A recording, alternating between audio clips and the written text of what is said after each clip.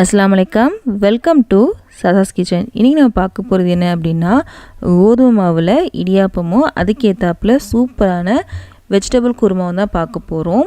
இந்த இடியாப்பம் பார்த்திங்கன்னா பூ மாதிரி இருக்குங்க, அவ்வளோ சூப்பராக இருக்கும். இந்த வெஜிடபிள் குருமா வந்து இட்லி, தோசை, சப்பாத்தி எல்லாத்துக்கும் சூப்பராக இருக்கும். பூரிக்கெலாம் செம்ம சூப்பராக இருக்குங்க. இப்போ வாங்க எப்படி பிளான் பார்க்கலாம். இந்த சூப்பரான வெஜிடபிள் குருமாவும் கோதுமை சேமியாவும் ஃபஸ்ட்டு நம்ம குருமா செஞ்சிடலாம். அதுக்கு ஒரு கடாய் எடுத்திருக்கேன், அதில் கொஞ்சம் எண்ணெய் சேர்த்துருக்கேங்க.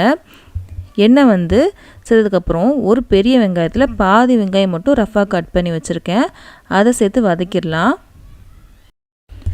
சின்ன சைஸ் வெங்காயம் அப்படின்னா ஒரு வெங்காயம் எடுத்துக்கோங்க. வெங்காயம் கொஞ்சம் வதங்கியிருக்கு பாருங்கள், கண்ணாடி பதம் வந்துருச்சு. இப்போ இதில் நம்ம இஞ்சி பூண்டு சேர்க்க போகிறோம். நான் முழு பூண்டும் இஞ்சியும் சேர்க்குறேங்க, நம்ம அரைக்க தான் போகிறோம் அப்படின்றதான் இதையே சேர்த்துருக்கேன். இஞ்சி பூண்டு பேஸ்ட் சேர்க்கனாலும் சேர்த்துக்கலாம். இஞ்சி பூண்டு பேஸ்ட் சேர்க்குறீங்க அப்படின்னா ஒரு டேபிள் ஸ்பூன் அளவுக்கு இஞ்சி பூண்டு பேஸ்ட் சேர்த்துக்கோங்க. நாளைக்கு ஒரு 5-6 பல் பூண்டு, அதுக்கப்புறம் ஒரு துண்டு இஞ்சியை நான் கட் பண்ணி வச்சுட்டு சேர்த்துருக்கேன். இது கொஞ்சம் வதங்கினதுக்கப்புறம் ஒரு தக்காளி, நல்ல பெரிய தக்காளி தான் இதுவும், எல்லாமே நான் ரஃபாக தான் கட் பண்ணியிருக்கேன். இதையும் சேர்த்து நல்லா வதக்கிடலாம்.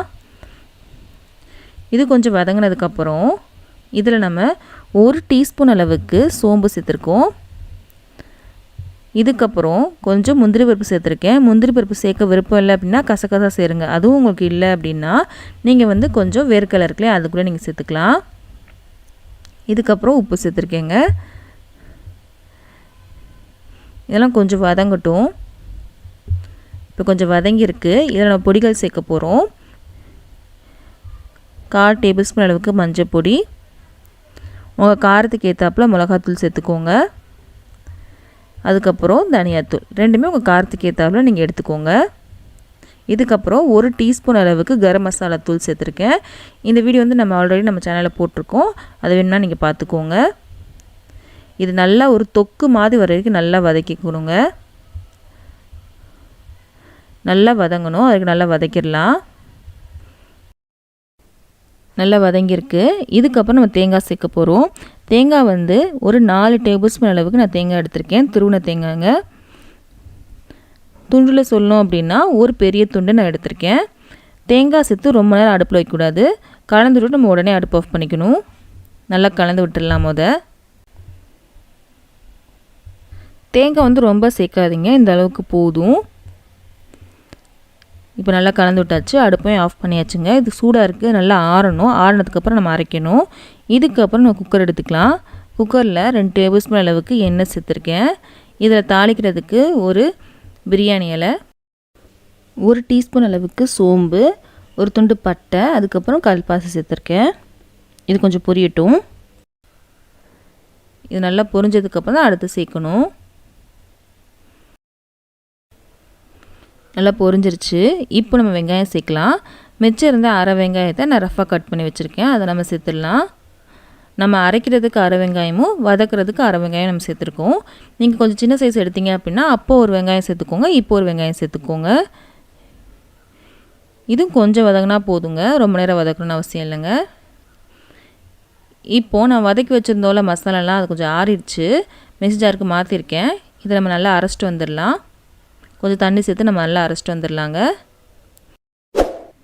வெங்காயம் கொஞ்சம் வதங்கினதுக்கப்புறம் நம்ம காய் சேர்க்கலாம். அதுக்கப்புறம் உருளைக்கிழங்கு, கேரட், அதுக்கப்புறம் நான் இன்றைக்கி சேர்க்க போகிறது என்ன அப்படின்னா பட்டர் பீன்ஸ் இருக்குல்லையே, அதை நான் சேர்க்குறேன். நீங்கள் பச்சை பட்டாணி சேர்க்கலாம், காலிஃப்ளவர் சேர்க்கலாம், உங்கள்கிட்ட எது இருக்கோ அதை நீங்கள் சேர்த்துக்கோங்க. இந்த நான் இன்றைக்கி 3 காய் எடுத்திருக்கேன். இது 1 நிமிஷம் வரைக்கும் நல்லா வதக்கிடலாம். கொஞ்சம் வதக்கினதுக்கப்புறம் நம்ம அரைச்ச மசாலா இதில் சேர்க்க போகிறோம். இதோட ஒரு கைப்பிடி அளவுக்கு புதினாவையும் கொத்தமல்லியும் சேர்த்து நான் எடுத்திருக்கேன். ரொம்ப கம்மியாக சேர்த்தா போதும். இதையும் வதக்கினதுக்கப்புறம் நம்ம அரைச்ச மசாலாவை இதில் சேர்த்துடலாம். இது சேர்க்குற நல்ல வாசனையாகவும் இருக்கும். இப்போ நம்ம அரைச்ச மசாலா சேர்த்துடலாம். இது மொதவே நம்ம வதக்கி அரைச்சது தான், அதனால் ரொம்ப வதக்கணும்னு அவசியம் இல்லைங்க. சேர்த்த உடனே கலந்து விட்டுட்டு நம்ம தண்ணி சேர்த்துடலாம். சேர்த்தாச்சு. இதை கலந்து விட்டதுக்கப்புறம் நம்ம தண்ணி சேர்த்துக்கலாம். மிக்ஸி ஜார்லேயே நான் வந்து தண்ணி சேர்த்து வச்சுருக்கேன், அதை நம்ம இப்போ சேர்க்க போகிறோம். 2 கப் அளவுக்கு நம்ம தண்ணி சேர்க்கணும், போதும். 1 கப் சேர்த்தாச்சு. இதுக்கப்புறம் 2வது கப் சேர்க்குறேன்.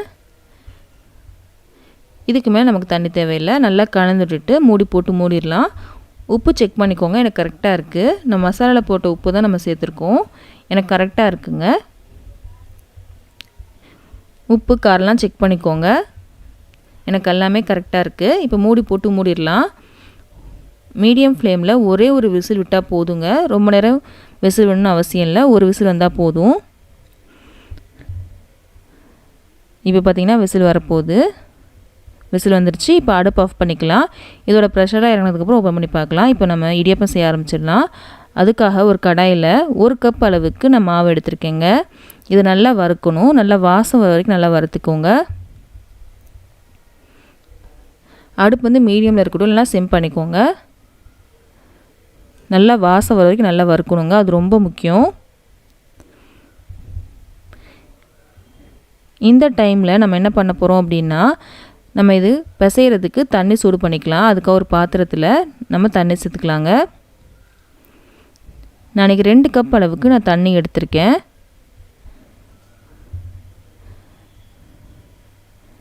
தண்ணி எடுத்தாச்சு. இப்போ மாவு போய் பார்க்கலாம். மாவு நல்லா வறுபட்டுருச்சு. நல்லா வாசனையும் வருது. இது தனியாக இருக்கட்டும். இப்போது தண்ணியில் நம்ம உப்பு சேர்த்துக்கலாம். இடியாப்பத்துக்கு தேவையான அளவு உப்பு சேர்த்துருக்கோம். தண்ணியில் கொஞ்சம் கொதி வரட்டும். கொதி வந்துருச்சு. இப்போ நம்ம அடுப்பு ஆஃப் பண்ணிக்கலாம். இப்போது மாவில் கொஞ்சம் கொஞ்சமாக சேர்த்து நம்ம பிசைய போகிறோம். மாவும் நல்லா சூடாக இருக்குது. தண்ணி ரொம்ப சூடாக இருக்குது. அதனால் நம்ம கை போட்டு பிசையக்கூடாது.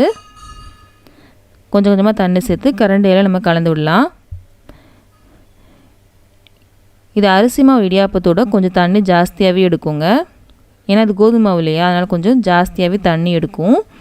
கொஞ்சம் கொஞ்சமாக தண்ணி சேர்த்து நல்லா கலந்து விடலாம். சுடு தண்ணி தான் எடுக்கணும், பச்சை தண்ணி எடுக்கக்கூடாது. இந்த மாவு எப்படி இருக்கணும் அப்படின்னா, சப்பாத்தி மாவு மாதிரி ரொம்ப கெட்டியாக இருக்கக்கூடாது. அப்படி இருந்துச்சு அப்படின்னா இடியாப்பம் புளியது ரொம்ப கஷ்டமாக இருக்கும். கையெல்லாம் ரொம்ப வலிக்கும். இடியாப்பம் மாவோட கொஞ்சம் தளர்த்தியாக இருக்கணும். இப்போ சூடாக இருக்குல்லையா மாவு, கொஞ்சம் ஆறுனதுக்கப்புறம் அதுவே கொஞ்சம் கெட்டியாயிரும். இந்த அளவுக்கு தண்ணி சேர்த்து நல்லா கலந்துட்டுக்கோங்க. இது கொஞ்சம் ஆறுனதுக்கப்புறம் கொஞ்சம் கெட்டியாயிரும். அப்போ உங்களுக்கு கரெக்டான பதத்துக்கு வந்துடும். இது ஆறட்டும். ஆறுனதுக்கப்புறம் மாவு பார்க்கலாம். இப்போது மாவு நல்லா ஆறிடுச்சு. இந்த மாவு கொஞ்சம் பிசையும் போது உங்களுக்கே தெரியும் அவ்வளோ சாஃப்டாக இருக்கும் இந்த மாவு. இப்போ மாவு நல்லா ரெடி ஆயிடுச்சுங்க. இது வந்து கொஞ்சம் மாவு எடுத்து நம்ம அச்சில் சேர்த்துடலாம். நான் இடியாப்ப தட்டு வச்சுருக்கேங்க உள்ளக்க. நீங்கள் இடியாப்ப கட்டை வச்சுருந்தாலும் இதே மாதிரி தான் நம்ம ரெடி பண்ணிட்டோம். இடியாப்பம் புளியலாம் நான் இந்த மாதிரி 2 தட்டு தாங்க வச்சுருக்கேன். நீங்கள் ஸ்டாண்டோடு வச்சுருந்தீங்கன்னா மொத்தமாக புளிஞ்சு நீங்கள் இட்லி பாத்திரத்தில் வேக வச்சுக்கோங்க. இந்த 2 தட்டு இருந்தாலே போதுங்க. நமக்கு சீக்கிரமாகவே இடியாப்பம் வந்துடும். புளிஞ்சிடலாம். பாருங்கள் எவ்வளோ ஈஸியாக வருது அப்படின்னு. மாவு வந்து ரொம்ப கெட்டியாச்சு அப்படின்னா நமக்கு புளியே வராது. ரொம்ப கஷ்டமாக இருக்கும். பாருங்கள் 2 தட்டுலையும் புளிஞ்சு வச்சுருக்கேன். இப்போ அடுப்பக்கம் போகலாம். அடுப்பில் இட்லி பாத்திரத்தில் இந்த தட்டு வச்சுருக்கேன். நம்ம கொலக்கட்டை தட்டு இருக்குல்லையா, அதான் வச்சுருக்கேன். கீழே வந்து தண்ணி நல்லா சூடாயிருச்சு. ஒரு தட்டை வச்சு மூடிடலாம். ஒரு 1/2 நிமிஷத்துலேயே வெந்துடும். நம்ம ஒரு தட்டு தானே வச்சுருக்கோம், அதனால் சீக்கிரமாகவே வெந்துடும். முதவே நமக்கு மாவு வந்து வெந்தது தான், அதனால் சீக்கிரமாகவே வெந்துருங்க. இடியாப்பம் வெந்துருச்சுங்க.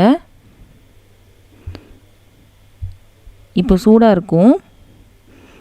கையில் கொஞ்சம் எடுத்து இங்கே பாருங்கள், எடுத்து இந்த மாதிரி செஞ்சீங்க அப்படின்னா கையில் ஒட்டாமல் இருக்கும். வெந்துருச்சு. இது தனியாக எடுத்துடலாம். எடுத்துட்டு இன்னொரு செஞ்சு வச்சுருந்தோம்ல அந்த பிளேட்டு உள்ளே வச்சிடலாங்க. இந்த மாதிரி நம்ம எல்லாத்தையும் வேக வச்சு எடுத்துக்கலாம். நம்ம இடியாப்ப தட்டு இருக்கு இல்லையா, அதை வந்து ஒரு பிளேட்லேயோ இந்த மாதிரி இலையிலையோ கவுத்தணும் அப்படின்னா அப்படியே வந்துருச்சு பாருங்கள். வெந்ததுனால நான் சொல்ல மறந்துட்டேன், அந்த தட்டில் நம்ம இடியாப்பம் புளியறதுக்கு முன்னாடியே நம்ம கொஞ்சம் எண்ணெய் தடவிக்கணும். அப்போ தான் உங்களுக்கு இந்த மாதிரி வரும். பாருங்கள் எவ்வளோ சூப்பராக வந்திருக்கு அப்படின்னு. இன்னொன்று இந்த மாதிரி செஞ்சு காமிக்கிறேன். பாருங்கள் பாருங்கள் எவ்வளோ சூப்பராக செம்மையாக வந்திருக்குல்ல. கண்டிப்பாக இந்த வீடியோ பிடிச்சிருக்கும் நம்புகிறேன். பிடிச்சிருந்துச்சி அப்படின்னா மறக்காமல் சேனலை சப்ஸ்கிரைப் பண்ணிடுங்க. பக்கத்தில் இருக்க பெல் பட்டனையும் கிளிக் பண்ணிடுங்க. அப்போ தான் இனிமேல் போட போகிற எல்லா வீடியோ உங்களுக்கு வந்து சேரும். இந்த மாதிரி ரெசிபீஸ்லாம் உங்கள் ஃப்ரெண்ட்ஸ்க்கும் ஃபேமிலிஸ்க்கும் பிடிக்கும் அப்படின்னா அவங்களுக்கு இந்த வீடியோ ஷேர் பண்ண மறக்காதீங்க. அடுத்த வீடியோவில் நம்ம சந்திக்கலாம்.